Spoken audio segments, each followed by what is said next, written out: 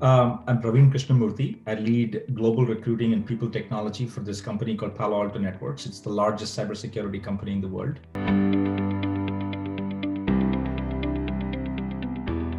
I am from Bangalore. It's a very special place, right? And many people don't know that Bangalore has the highest number of HR professionals per capita in the world. It's just a random fact, but it's true. We have quite a few HR folks there.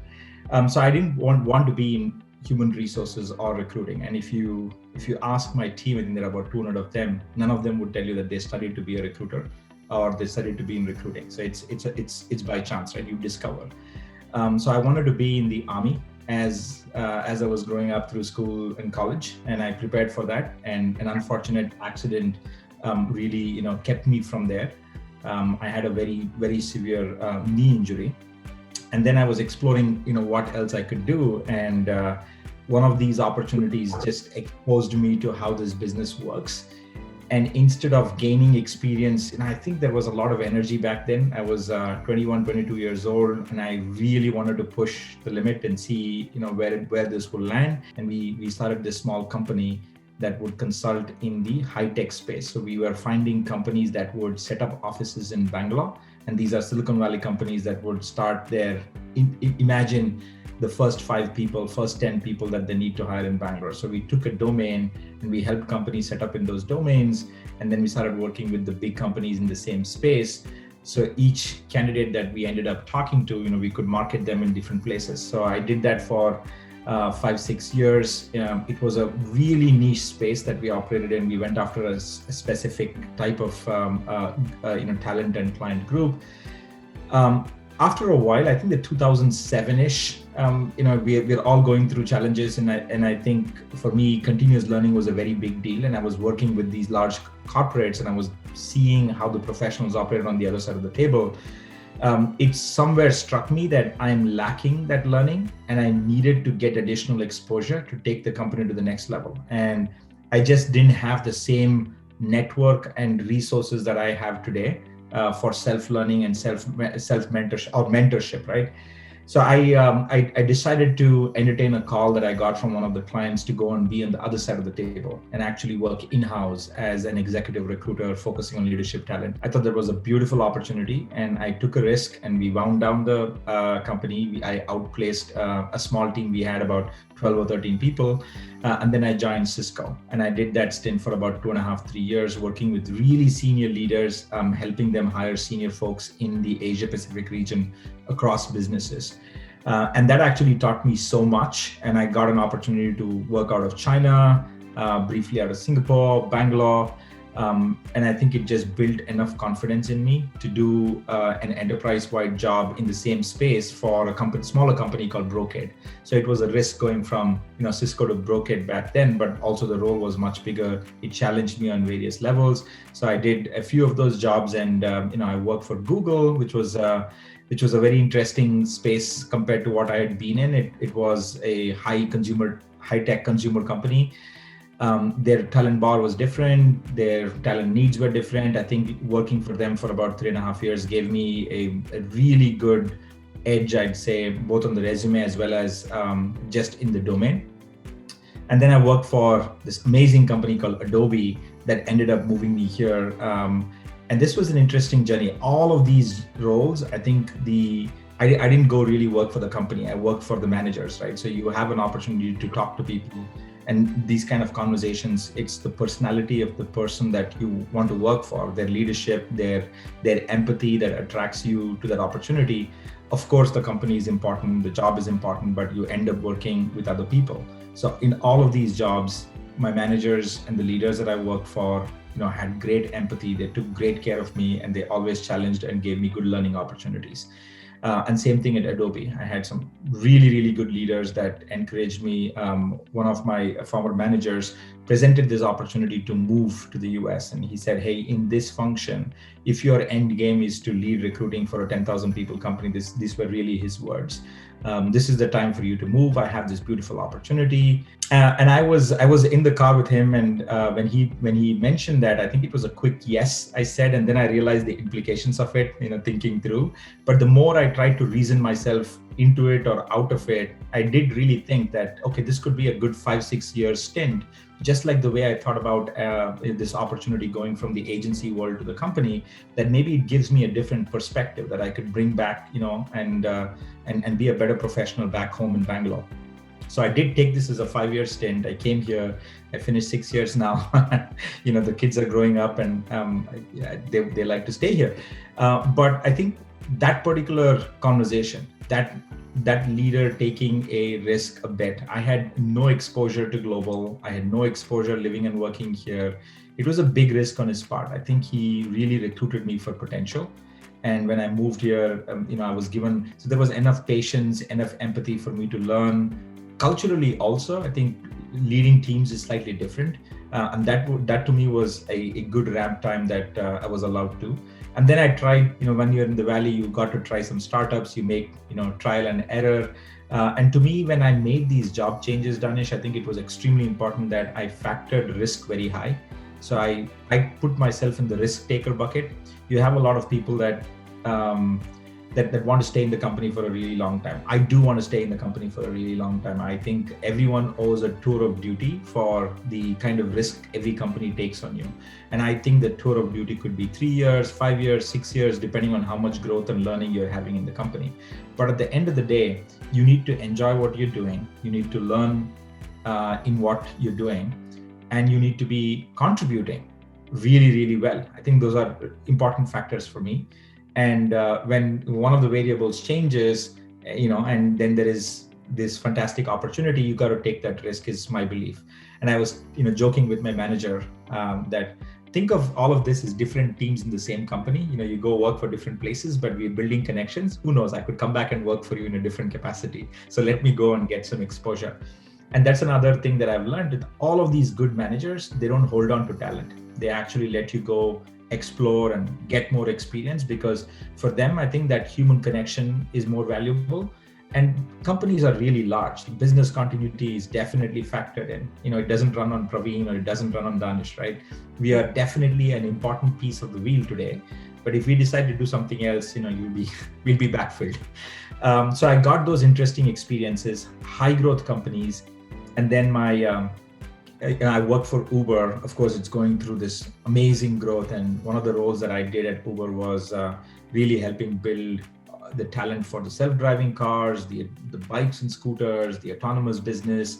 So it's robotics and artificial intelligence. It's like the edge of everything that we're doing in the Valley. It was really, really exciting that you're talking to and engaging and onboarding some exceptional talent, even by the Valley standards. And then came Palo Alto. Some interesting personal situations in my personal life forced me to consider an opportunity close to home, which did not require a lot of travel, and that was one of the motivations. But in the course of my interviews, I interacted with this amazing bunch of leaders at Palo Alto, and to me, the values of the company I connected with the values, I must say, the cultural values. And also the personality of these leaders, the humility with which they talk to me, all of that really appealed to me. And I felt that this is a great place to invest, the next 4 or 5 years of my career. And I started this role, and I've done different things since I've started. 18 months in the company, the first 6 months in the office, beautiful office. I was really enjoying all kinds of, the food court and the fun interactions, getting to know people, etc. And then all the handshaking and in-person stuff stopped in Feb. And it's going to be a year, and who would have known that we'd spend 1 year sheltering at home, right?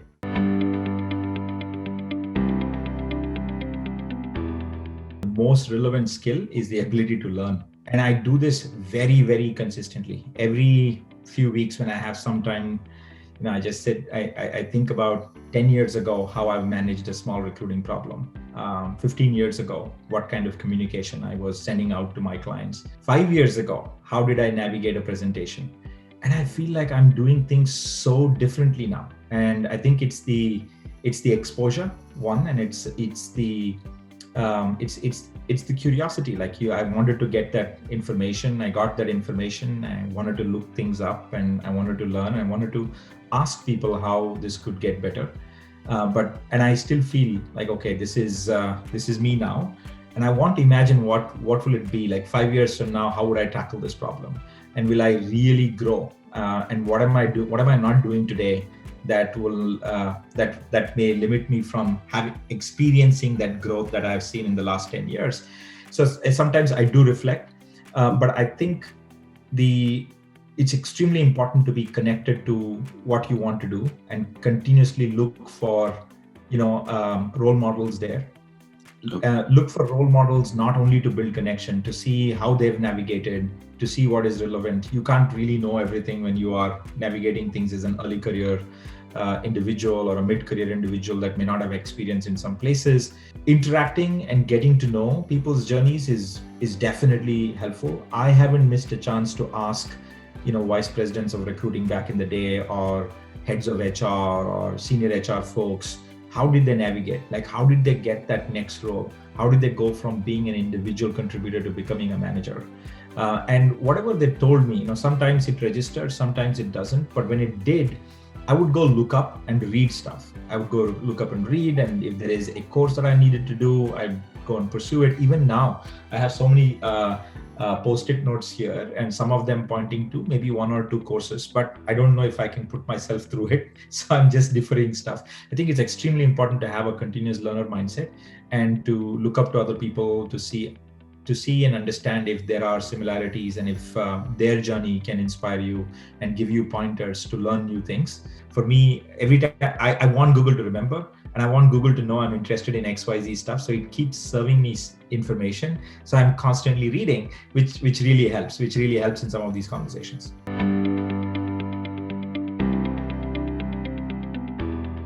Okay. And I don't think there is a very clear right answer. So I'll attempt it, to the best of my knowledge and my personal views on the topic. Yes, please. So I think it really depends on the individual that's on that learning journey. Like, what do they need out of it? Like, do they want more confidence in terms of their job hunt, in terms of preparing for the interview, or getting the recruiter to take notice of their resume? Or they just really want to learn? Like, if they really want to learn, I think getting the content from wherever, it shouldn't matter to them. And if it's getting delivered with the same content, similar content, and if you can absorb as much as you want, I think you can go on that learning journey and accumulate as much as you want. Many of us are looking for resume validation, right? You want to put something on the resume that will either open a door or trigger a conversation. And then you also want credibility for the amount of effort that you put in. The certification holds a very, very big, it's a big mindset, right? So you put in an effort, not everybody gets it. You just don't get through the course. You do something at the end of it, and then you receive an acknowledgement that you have completed this course from this institute. And I think it's how we are taught and how we are, it's deeply embedded. So we do need a certificate of completion. So I think it really depends on what the individual is seeking. For a recruiter, I would definitely look at resumes, and as a IC recruiter, when I'm looking at resumes, education is a factor, but it is not the only factor.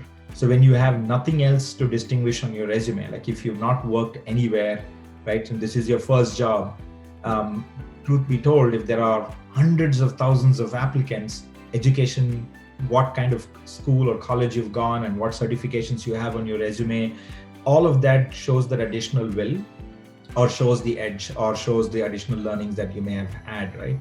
But as you get more experience, I think where you've done your courses from, or are you getting these certifications, I think that becomes less and less relevant.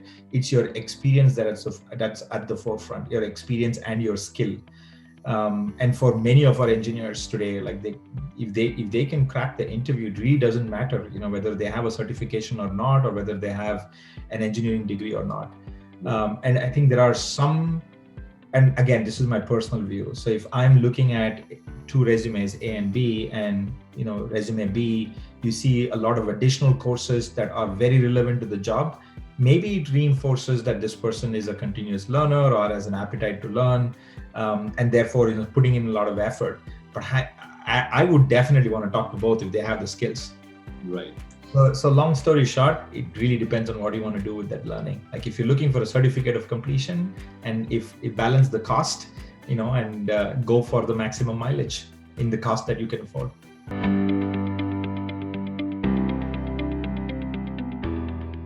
So again, my personal experience, I have found mentors by observation. I have found mentors by exposure. So I've not gone out seeking somebody on an app. In those days, there were not many apps. I've not gone on social network looking for somebody's ideal profile and requesting them to be mentored. I feel like, and sometimes it's tricky because what if you don't have anybody in your network that you can really look up to, or you can't observe, right? So for me, what appealed to me was this person was real. Like this person maybe was my peer or my manager or somebody else that I could see day in and day out, and I had access to. I could observe them. It's like the Eklavya thing, right? So you can actually learn by observation. I think at a point there's a sweet spot because when you go to them and when you are really authentically wanting to learn from them and you look up to them, I do think by being a mentor, you're also challenging yourself. Like that person is also accepting this accountability, and to spend some time, to make some commitment, to review some things for me, to provide honest, objective feedback.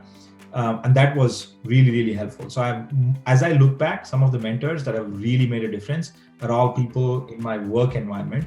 And then I also have, and this is a big myth, that mentors have to be, big professional, know-hows, right? So sometimes, you can require a mentor for different things. Like different mentors have different skills and capabilities and competencies. So I also had personal mentors that would really help me navigate personal life. And these are people, well-wishers, but I really look up to them. So I've sought advice. But on the work front, I haven't sought a mentor because it will help me at work. I think that's extremely important, because when you're approaching this with the authenticity, that relationship builds. But when you're approaching a senior person and they obviously know that you're seeking out to get some additional attention, or you're in their chain of command, it just makes the whole thing awkward. And you need to really put your best when you're in that equation.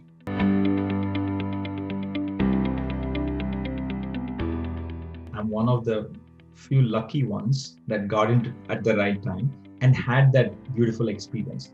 I can't take credit for scaling anything. In fact, I was quick to acknowledge that I couldn't scale and I didn't have the right exposure or the infrastructure to scale. I'll give you a beautiful example of somebody that scaled that I really look up to. And I don't think they'd be okay with me sharing their company name, but this company is a 500 crore company. I've gone to client meetings together with this individual that started the agency at the same time as me.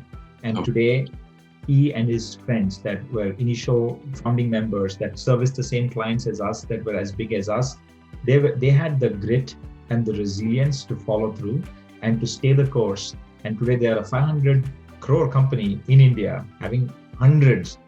I would think that they have 1,000 employees at the minimum in all cities. They're doing fantastic.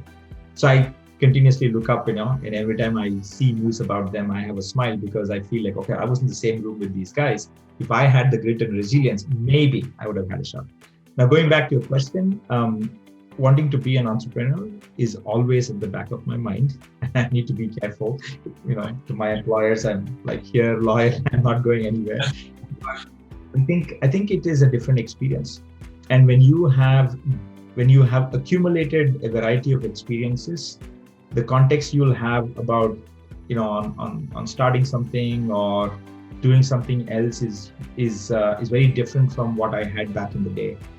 Maybe I won't even go back and do what I did back in the day, right? I might do something else. And again, a random fact, they look at, I read an article somewhere, and they were looking at all the startup founders of successful startups, late stage startups that are today, that are very, very well funded. And you'd be surprised, the average age was much, much higher than what we celebrate as the age for successful entrepreneurs in the startup world. We know of big hits, big success, Zuckerberg, etc., like young folks that have really gone out there, started companies at 19, 20. But the average startup, the average age is anywhere between 35 to 42, or maybe even 45. And these are folks that really understand the business cycles. They, have the networks, have the connections. They have the credibility. They start companies. They're very mature about it. They have the grit and resilience to follow through, and then it matures. But I think there are both kinds, right? So for me, I don't think just because I've finished certain years of experience, I would rule that out as a risk element. I definitely would want to try something at a later stage, but it should also balance with what I want to do in my personal life.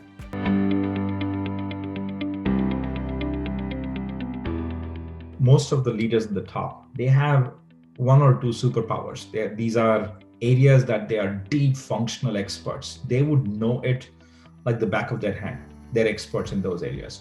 And they're also generalists, and they bring great IQ and EQ to table to make effective decisions in every other topic, right?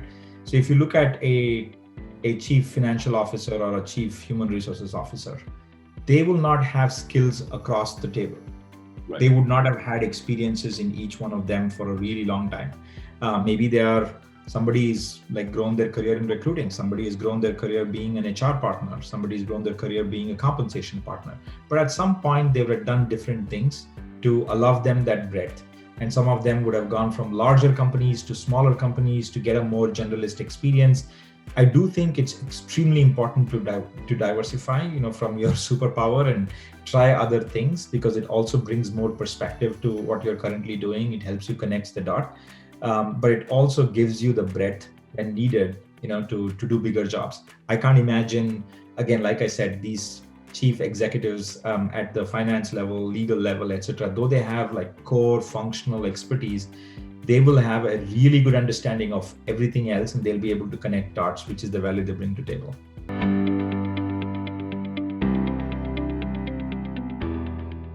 I feel if the company is truly global, the transition is that much more simpler and easier.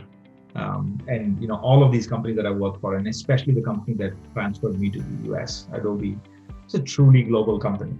And if you are a director of a particular function in India, you will come here and you're expected to perform the role and scope with similar complexity. You'll have, there'll be similar expectations from your role. And even if you're doing the job in India, you're still reporting back to the US. You're working as part of the global team. So the expectations out of you in terms of your competencies, your values, your ability to influence, all of that more or less stays the same. So when I moved here, I think the things that personally for me, and this is not generalizing, this is just personally, the things that affected me a bit were, I don't speak the same accent. And initially when I come here, I was a bit conscious. I was extra conscious of how I'm speaking and what words I'm using and how I'm pronouncing some words. Because all through my life, I had grown up pronouncing some words in a particular way. And when I see everybody around me pronouncing them differently, I know it may sound really small, but it brought in a bit of a self-doubt on every time I tried to pronounce some words that I didn't think I really knew. And then I couldn't build common connections, because in Bangalore, the things that are really close to me are food, sports, and movies. And I couldn't find common connection here. Like the food was different, movies were different. Nobody cared for Bollywood or South Indian movies, right? So I had to, and I was watching movies and I would try and make connections, and I wouldn't know their sitcoms, and I did not know the sports. Like I just wouldn't know how baseball worked and what teams were existing. And then I initially tried a bit, to just learn some of that and have conversations. And then I realized maybe I should just stick to who I am. And it's okay. Over time, this is all fine. And I think I just gravitated to, just who I am. This is my accent. This is what I know. These are the movies I watch. Yes, I eat chicken biryani. That's my favorite food. And I think that became very interesting. And I regained a lot of, what all the self-doubt that I had within the first year, it just disappeared. And I think this environment here in truly, global tech companies, you are allowed to be yourself. So that really helped.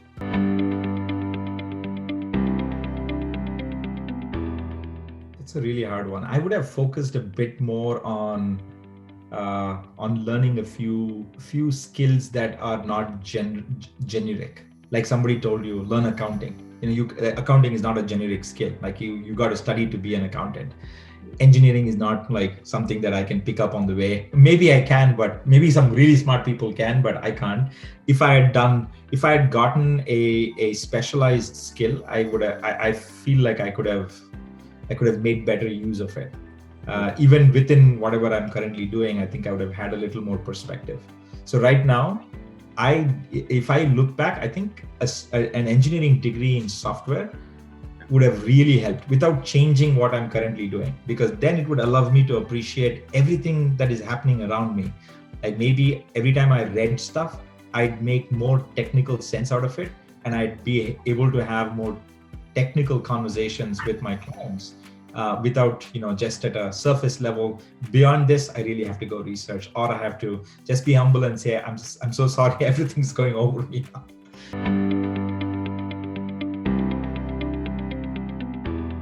This is the attitude of some people. Like, I know it all. Like, I want to be a know-it-all. And then there is learn it all. I want to be a learn it all, right?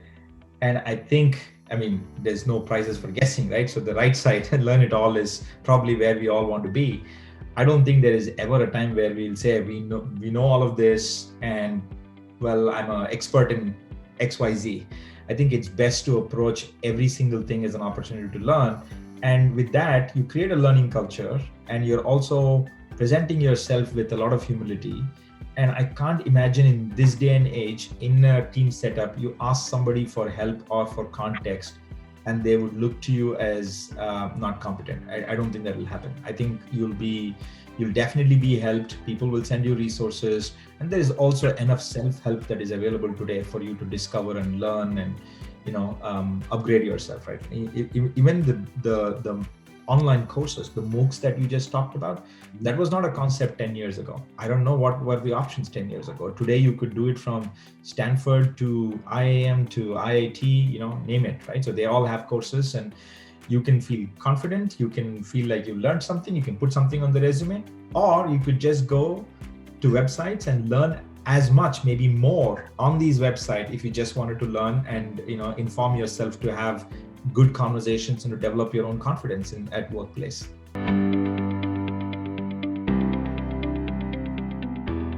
I fully stand, and I don't know if Elon Musk really said that, but if he did say that, that is true. And many companies have come forward and they've actually said degrees are not required.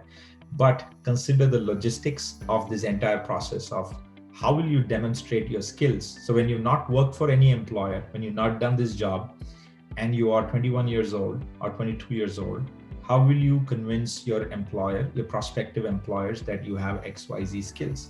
Now that is the finding the needle in the haystack problem, both for the candidate as well as the employer. And I think that's why sometimes, the starter conversations of what's in your resume. In your resume, you've gone to this college, and let's imagine it's the IIT, and maybe it is a 0.005% of the people that aspire to be there, that take the test, actually go land there. And then it's a 4-year intense curriculum. You've gone through the drill, and then you landed a good CGPA. And to the point that you just made, that's a great indication of you got X amount of IQ, you cracked the exam, you really slogged, and there is meritocracy. But the other way is you have an individual that wants to get into a tech company that has not done this, drops out at 10+2, and is exceptional at coding, and goes to these online coding challenges and presents themselves in the top 100 in the globe. I can't imagine a tech company today that will say no to that person and want to hire only from the IIT or from the Stanfords of the world. I think we'd be very, very interested in going and hiring talent that can prove to us that they have the skills, and we're not after degrees. I can't speak for all companies. I definitely think if someone can prove that they have those skills to us in a very logistically meaningful way, can you imagine how difficult it will be to go and actually interview everybody that is so the entire graduating class in a particular year in the country without having the filters, right? So it's hard. And very soon, so in our company too, we have new grads going through an online test, and it is a very hard test to crack. And if you can crack that, you've proved a point and you get a phone screen. Many companies have that model.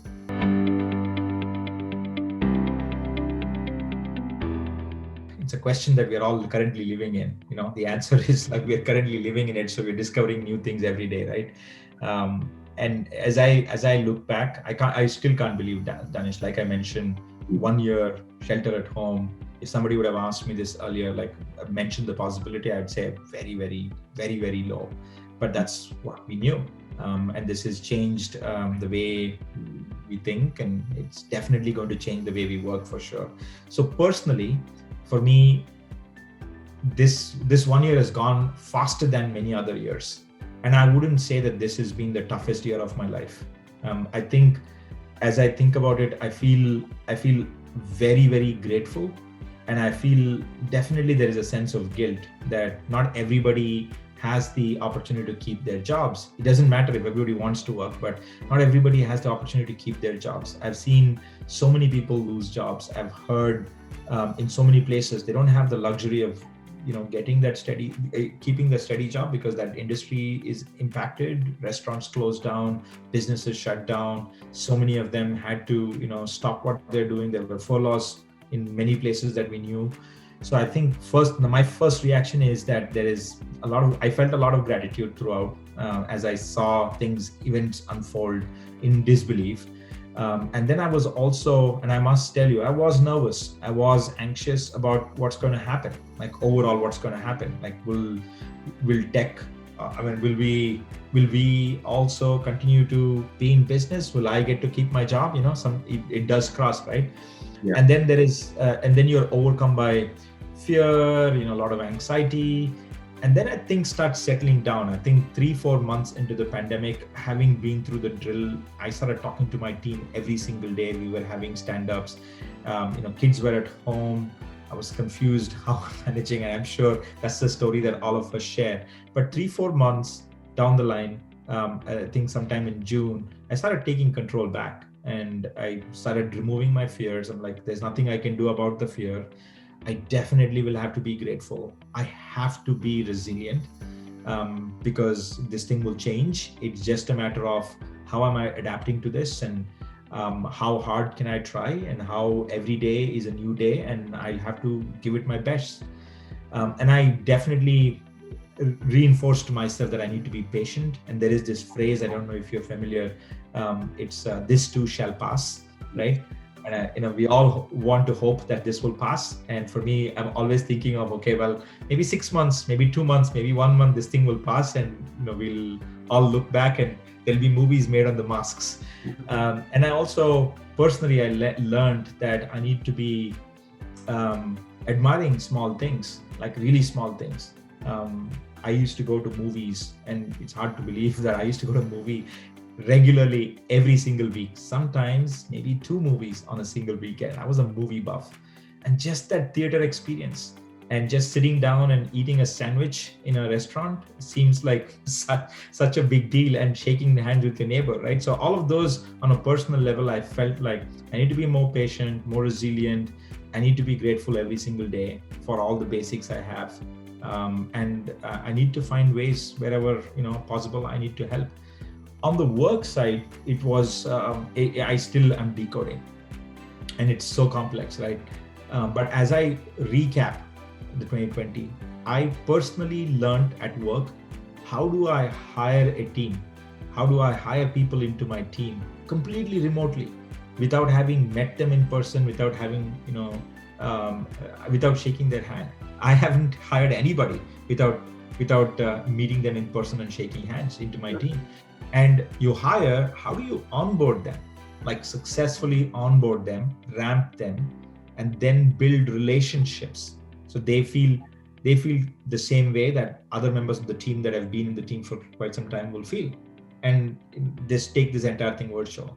And then I also learned, from a process perspective, of course, we all figured things out, and we are very agile, and we learned new things, and we are doing things differently now. But I truly believed by end of last year, calendar year, it's like maybe slightly earlier also, and not just media hype, but I actually saw teams working. I saw how beautifully my company had adopted the work from home and the being remote. Like, we didn't have a choice, but it was really coming to life.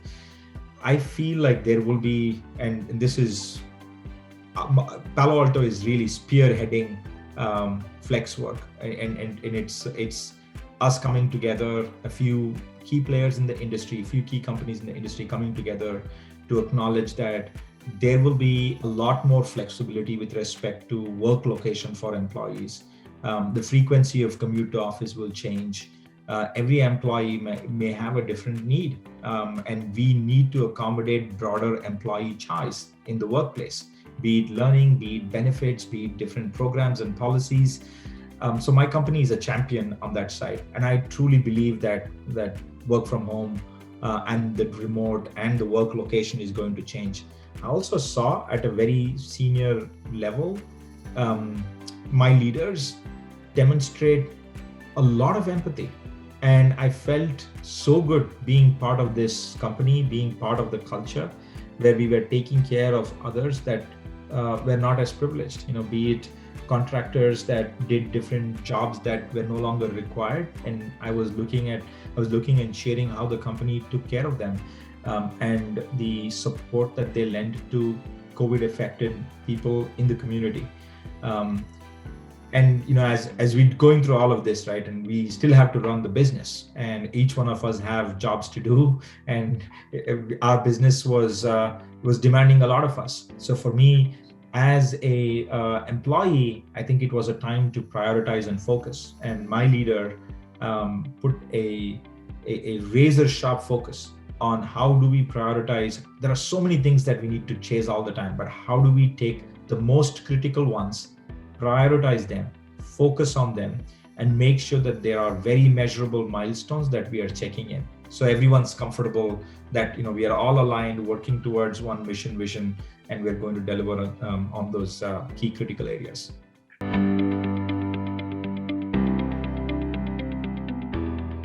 Like really prioritizing and working on fewer things of higher impact, so we are not all distracted. That was like a tactic, right? And from an empathy perspective, this is not something you can just wear a hat today and say I'm empathetic. You'll have to show it in your actions, show it in everyday conversations, and you'll really have to walk their shoes. I myself am living some of the challenges that my team does, and my leaders are living the challenges that I do. So I think there is mutual understanding that we are all in it together. And we will have these tools, these techniques, these areas that will be available to us for us to focus. But we have to acknowledge that we are in an unprecedented situation. There are some people that need time off. There are some people that need flexible work hours. There are others that may never come on a video. They probably have to take care of children in the background. There will be kids that might hold somebody away from a meeting completely, and there are some others that might want to drop off a lot earlier during the work day but get work done later. I think complete flexibility, but also just checking in on people, right, and building a sense of community. There are 3 different generations working in workplaces today, right? 3-4 different generations working in workplaces today. And what each generation expects, or each individual expects, is very different from the workplace. I was used to going out at 3 p.m. from my office, like walking around and just talking to the team, just looking for, these bouts of energy. And there were a lot of people that had different cycles like that through the day, just getting energy from people and building that sense of camaraderie. And I think that was missing in this environment. And we can't have more Zoom meetings or more meetings just to do that, right? So we had to come up with authentic but creative ways to check in on our teams, to make sure that we are all connected, and we are like really interested and really care in each other.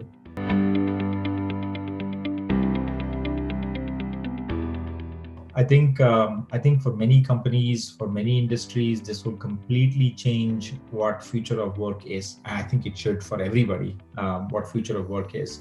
And I'm really, really excited, what lies ahead. But unfortunately, it came through a very tough 1 year, right? Like I just wish that we didn't have to go through everything that we went through to realize that there is so many good things that we could do with respect to future of work, and so much of technology we could leverage, so much of behavioral science that could really help us do business better and be connected and still be remote. But it is what it is, and I'm really excited for what it holds in the future. Now, going back to your 2008 question, I was working for Cisco, and they were pioneering telepresence back in the day, and they had an all hands where somebody in the US could manifest, like we could actually see them, like literally their life size, come together in a hologram and walk towards us in an all hands setting. And I thought, okay, 5-6 years from now, that would be the future. Like that's how the conferences will happen. That's how all the meetings will happen. I probably will be wherever I am supposed to be, and I would talk to my manager in the US, and my manager will actually be standing as a hologram. It didn't happen. I hope it will someday, but just a simple thing like Zoom and the things that we can do, and the technology that will now come off from the needs that have come about because of the pandemic, because of the additional engagement that we need to build, the connectedness that we need to build. I can only imagine that there will be new workplace technology that will really help us, truly change the future of work. Imagine India, right? We have, and I've seen this since early 2000, actually since 1997, 1995, Infosys with Pro times, right? People relocated from all over the country to Bangalore, right? And that still is the trend. And I'm not even saying just metros. Imagine you can be based anywhere. Like you can be based in Gulbarga and work for the best tech company, or you could be based in Gulbarga and still work for any kind of good company that you wanted to, without moving away from your ecosystem, without moving away from your family if you don't want to, and you could benefit from that economy that otherwise would have been localized in Bangalore. And you could also, in your community in Gulbarga, if you have 100 people doing that, they can benefit from your earnings as an additional ecosystem. I think it has significant economic impact, right? We can't deny that. And it's life-changing.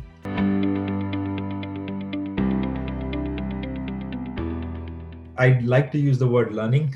So, failure is definitely a good word, but I'll just use the word learning. But I have been in situations where now on retrospection, I think, well, that might not have been the best decision back then, but with all the exposure I had, and it was what it was, and the decision didn't go well for me. And it had immense learning. The decision to leave my agency or to wind it down and join the company, if I had the resilience and grit to see it through for 2 more years, it might have been a completely different decision. So I regret that. And I feel like I did fail on my journey to scale that. I did not use the opportunity that was presented to me. I really was in a great momentum. So that I do feel that. And sometimes a few years back, I did miss again, this was something I was supposed to execute, something I was supposed to do. On retrospection, I would have done it a lot better.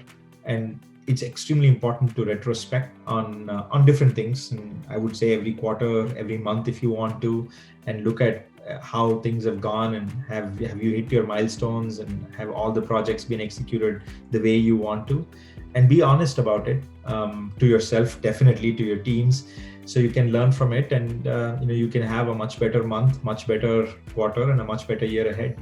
So there have been numerous ones for me where I have missed something, or I haven't executed as well as I could have. But there is always a learning, and that has really helped me in the next month or the next year.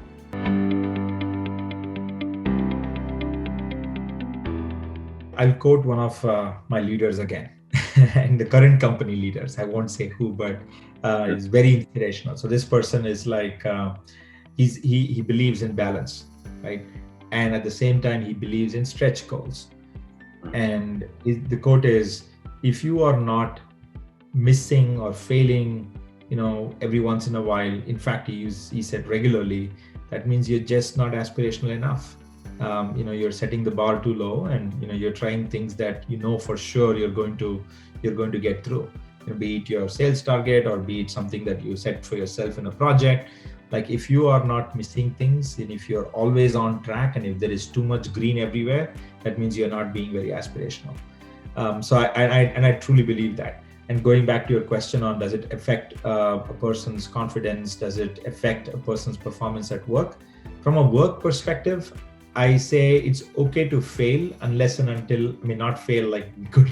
It's okay to sometimes you can't factor everything, and sometimes you'll miss something, and sometimes there will be a learning, sometimes there is an opportunity. I think it's extremely important to eliminate surprises for everybody. Like if you are keeping things real, and if you are humble, you acknowledge it and you acknowledge the learnings, but you also eliminate any surprises that is coming from that miss. No, the stakeholders are not surprised, your managers are not surprised, your team is not surprised, then it's good. We have all learned together, less business impact, we've risk mitigated, and we move on. And I think the other one on your confidence and how do you feel about it, and will you feel guilty? I think that's again very, very personal, and different people are in different places with respect to that. So for me, I truly also believe in balance, and I feel like my professional life is one of the many pieces of life that I have. So it's extremely important to be successful in each one of them. So if something doesn't go well as planned in work, it does bother me, but I try to leave that behind, at work. But I do definitely seek the learnings, and I promise to myself that I will do better the next time. And I've always been honest with my manager or my team about how that went down. And I have felt, Danish, and this is a clear pattern, like I've worked for 6-7 companies now, really good ones. Every single company, when you are honest and when you are well-intended, it's very well received. Nobody's out there to get you. They all want you to grow. They all want you to do the right thing, and they'll support you.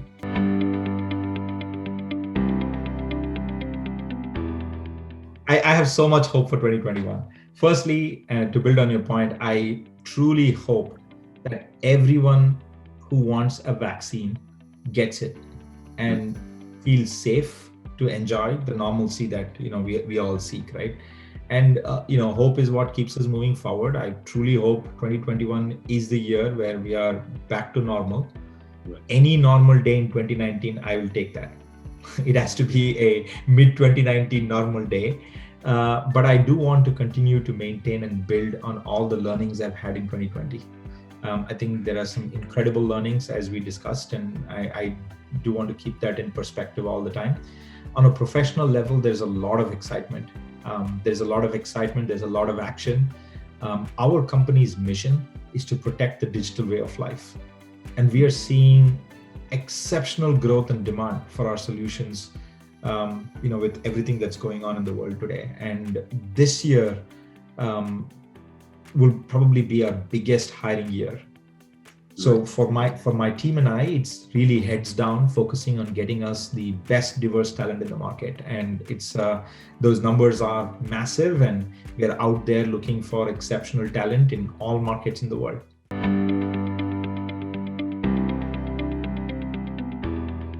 I think you really need to understand that the closest comparison you have is a exceptionally tough sales job.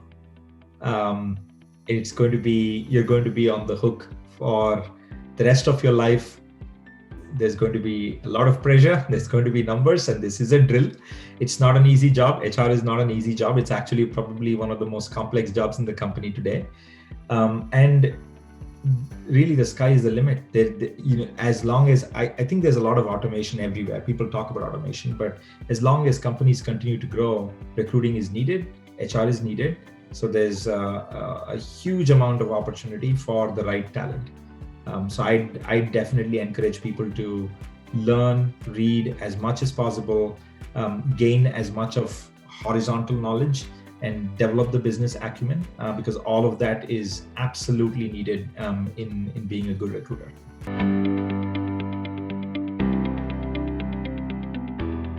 I have a best friend. I have best friends, but one of them I have stayed, he's my best friend since I was 16 years old. So I talk to him every Sunday, except for this Sunday. I don't know why he didn't call me. So every Sunday, either he calls me or I call him, and we talk about work, we talk about life, we talk about politics, we talk about movies and food. I think it just brings so much consistency for me. I feel like sometimes I'm still in Bangalore, and I'm connecting with this guy that I've gone to pre-university with, and we're still talking the same things. So it just builds a strong base and a really good foundation. So I'm really grateful for him.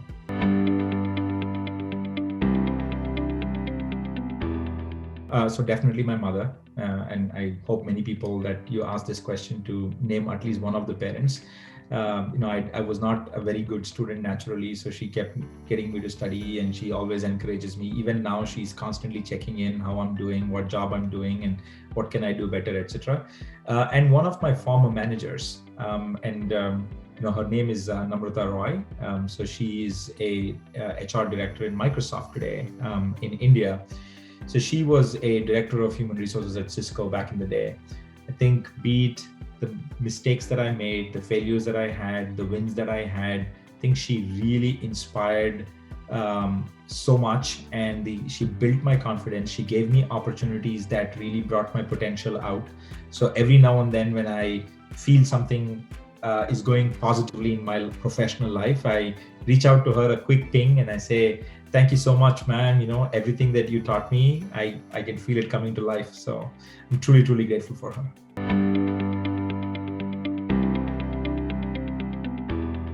Biggest myth, I say it with a smile because this offends me the most. Most recruiters are recruiters by chance, so therefore they don't know what they're doing. They're very shallow with respect to business acumen. They don't know what they're seeking, and this HR interview seems to be like just another step in the process.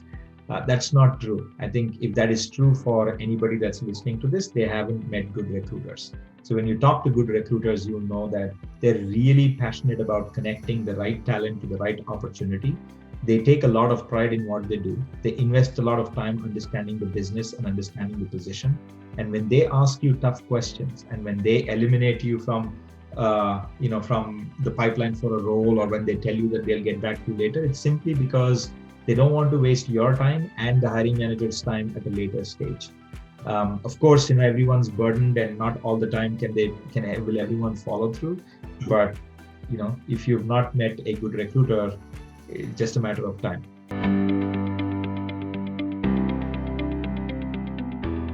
I think logistics all the time because it's important to not make promises you can't keep. I'm active on LinkedIn. I do have, I'm all the time learning from there, and I'm reaching out to people there. I'm making connections. So I'm definitely an open networker, so they can reach out to me. You can reach out to me there. And I'm definitely open for conversations with respect. Most importantly, I like the mentorship aspect. Like if you got something to offer for me that I can learn from, and if you need my advice on something, I'd be more than happy to give you my input.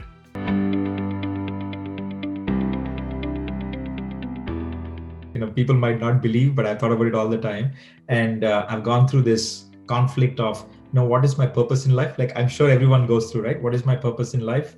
And now I'm, there in a particular place, I'm making X amount of money, I'm enjoying my career, I have my family, but what am I really doing? Like, what am I contributing? And the way I say this to myself is the purpose doesn't have to be massive. The purpose doesn't have to be a banner that I will put, on my LinkedIn or somewhere else, that I'm going to do this and change the world, right? For me, making these small measurable changes, like if I'm helping 2-3 people that I personally know, or if I am facilitating some connections, if I'm kind to XYZ people, I feel like that is my purpose. And I know it seems like I'm setting a low bar, but I can truly measure. Every month I can actually tell myself, okay, I've done something useful. But I know that we will never find out our purpose in life, and I'm okay dealing with just the lack of ambiguity there, right? If I know that I was supposed to do this and I've done that, it makes me feel good. This takes us back to the Scout book that you had. I don't know if you went to Scouts and Guides. So back in the day, you had a book for good deed. You had to keep a track of 10 good deeds that you did every day as a Scout. So if I follow that in a month, I feel like that's my purpose. Somewhere, I would have done something good.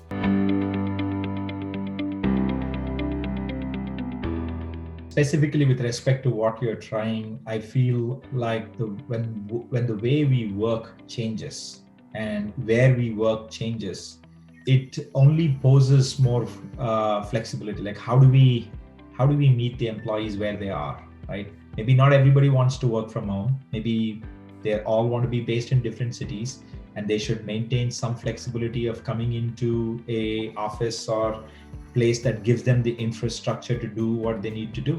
And maybe, and I'm saying maybe because it's my personal view and I'm not a scientist on this topic, maybe that's a sweet spot for a lot of what you want to do, right? Because you can provide infrastructure in cities.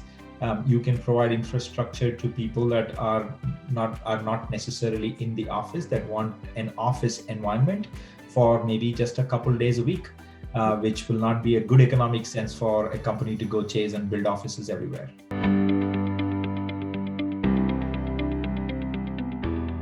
Firstly, thank you so much for having me here. I really enjoyed the conversation. And secondly, I must caveat that all of my responses are my personal experiences. They are not the right answers. They are not the wrong answers. They're just my perspective. And I'm sorry, I had most of the perspective only from a tech company background. So maybe what I said is relevant to some and not relevant to the others. So take it with a pinch of salt.